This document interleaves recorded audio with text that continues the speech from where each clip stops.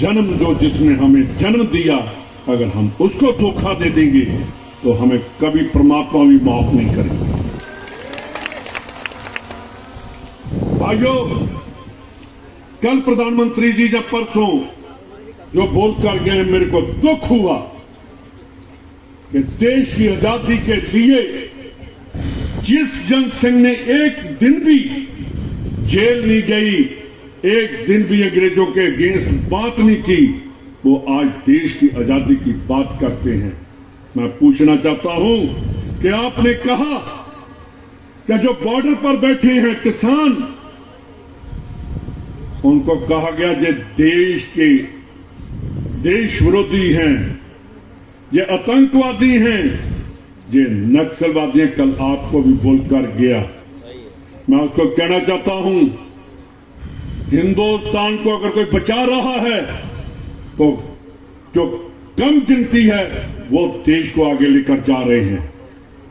मैं उसको पूछना चाहता हूं कि मोदी साहब, आप बॉर्डर पर नहीं कभी गए, आपने ना 65 की लड़ाई देखी, ना 71 की लड़ाई देखी।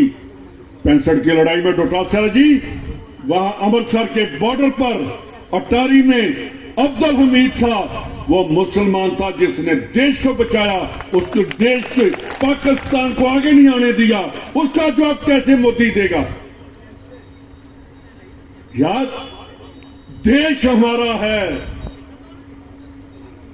और जो अंडमान निकोबार की जेल है, मैं इसलिए आपको कहना चाहता हूं कि जब नौजवान आज मैंने देखे, इन मोदी साहब कहते हैं कि हम घट गिनती को कांग्रेस आगे कर रही है। मोदी साहब, जिस दिन मुगलों ने कश्मीर के पंडितों को, तो वहां उनके जो जनेऊ हैं वो उतार कर उनको कत्ल कर रहे थे, तो वहां के हिंदू इकट्ठे होकर आए कि हमारी रक्षा करो। तो गुरु गोबिंद सिंह 9 साल के थे, उन्होंने क्या कैसे आपकी रक्षा हो सकती है? कहने लगा कोई बड़ा लीडर, कोई देशभक्त, कौम को बचाने वाला, वो शहादत देगा तो हम बच सकते हैं। तो गुरु गोबिंद सिंह ने अपने पिताजी को कहा कि आपसे बड़ा कौन है? जब 9 साल के बच्चे ने अपने बाप को दिल्ली शहादत के लिए भेज दिया और उनका सर काट दिया उन्होंने, मुगलों ने, तो वो हिंद की चादर बने, वो पंजाब की चादर नहीं बने। मोदी साहब, आप इतिहास को पढ़ो, आप इतिहास के पन्ने देखो कि कुर्बानी जो सामने बैठे हैं, इन्होंने की है। बीजेपी का एक नेता भी एक दिन जेल में नहीं गया। इनका चीफ मिनिस्टर, जिसको 25 सीएम कहते हैं, मुख्यमंत्री, वो भजन नहीं करता, वो खाता ही है। वो हेलीकॉप्टर में घूमता है और हेलीकॉप्टर में जो कुछ होता है सब कुछ खा जाता है। और जिसको ये नहीं पता कि प्रधानमंत्री मुख्यमंत्री नहीं होता, कहते हैं हमारे सामने बैठे मुख्यमंत्री जी, मोदी जी। मोदी ने तो उसके लिए उसका काम खत्म कर दिया कि ये तो मेरे को नहीं पहचानता, लोगों को कैसे पहचानेगा? उसने श्रद्धांजलि भी दे दी। और पंडित जी ने किया, अच्छा श्रद्धांजलि तो लोकसभा में कर दी आप लोगों ने। राजकुमार राउत आपकी आवाज बनकर पार्लियामेंट में बोलेगा, गरजेगा, गूंगा बनकर नहीं बैठेगा। वहां आवाज आएगी, आदिवासी की आवाज आएगी, पंजाबियों की आवाज आएगी, हिंदुस्तान की आवाज आएगी। वो आवाज बनेगा राजकुमार राउत। आप कल का दिन है आपके पास और आज का दिन है। भैया बहनों, अगर मां बेटी जिस देश में आगे चलती है, वो देश कभी पीछे नहीं रहता। आज कल और 2 दिन में एक वोट निकालकर बीजेपी की जो गवर्नमेंट है उसको हमने उतारना है। मैं आप सबसे इनसे पूछ रहा था, मैंने कहा ये नारा क्या लगा रहे हैं? तो कहने लगे ये जय जौहर कह रहे हैं। जितना जोश आप में उस नारे में है। मैं कहूंगा जय, तो आप आगे कहें जय जोहर। ना पूरी आवाज नहीं आई तो आप मुकाबला कैसे करेंगे? हम जब कहते हैं ना वाहिगुरु जी का खालसा वाहिगुरु जी की फतेह, तो जो दूर भी खड़ा होता है वो भी उसी आवाज में वहीं से आवाज दे देता है। तभी हमने मुगलों को पंजाब से भगाया था। एक राजा हुआ है, वो है महाराजा रणजीत सिंह मोदी जी, जिसने अंग्रेजों की ईन नहीं मानी। पूरे हिंदुस्तान में नहीं, वर्ल्ड में अंग्रेजों ने किसी के साथ संधि नहीं की, घुटने टेक कर पंजाबियों के साथ उसने संधि की थी। आप लोगों ने भी कभी ईन नहीं मानी। 26 को आप वोट डालकर 4 तारीख को तो नहीं, 6 जून को आकर आपके साथ हम मुबारकबाद करेंगे और आपके साथ खाना भी खाएंगे। बहुत बहुत धन्यवाद। जय हिंद। नहीं है मोदी जी, ये आदिवासी हैं जिन्होंने अंग्रेजों के सामने घुटने नहीं टेके, गोलियां खा के अपने आप को शहीद कर दिया, लेकिन देश को आजाद कराया। उसी तरीके से 26 तारीख को भाई लोगों, जेडीए के निशान के ऊपर तमाम कांग्रेस और बाप के तमाम कार्यकर्ता नीले बटन को दबा करके राजकुमार रोत को यहां से लोकसभा में भेजने का काम करेंगे। ज्यादा लंबी चौड़ी बात की जरूरत नहीं है, बात टकेगी एक ही है भाई जी, और बाप एक हुए, बाप और बाप एक हुए। हमने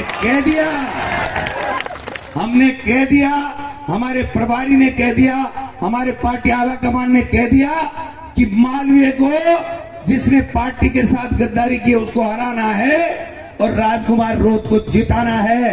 आगे की गारंटी हमारी है।